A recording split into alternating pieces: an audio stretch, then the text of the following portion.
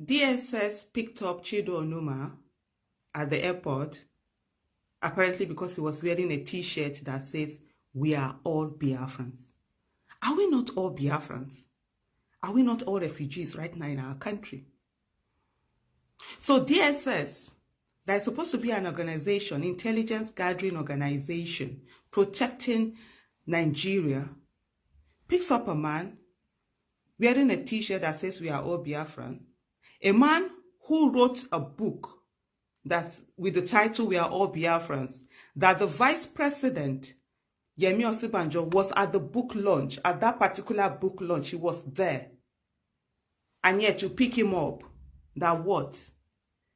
Is it the same DSS that we want to gather enough intelligence to be able to help us to arrest Shekau, to curb Boko Haram, to arrest the kidnappers terrorizing us, to be able to help us get enough intelligence gathering for us to be able to tackle the insecurity in Nigeria today? Is it the same DSS that is picking up a man who wrote a book, "We Are All Biafran," that the vice president was there at the book launch at the airport?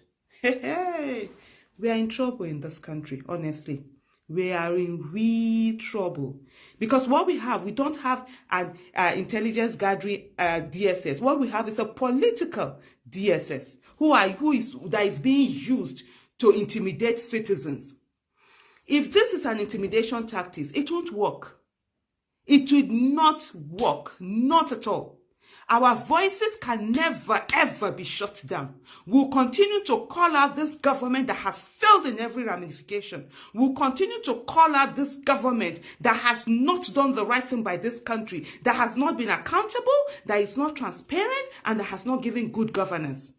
And by arresting people, you cannot shut down our voices, 180 million of us. No, it can never happen.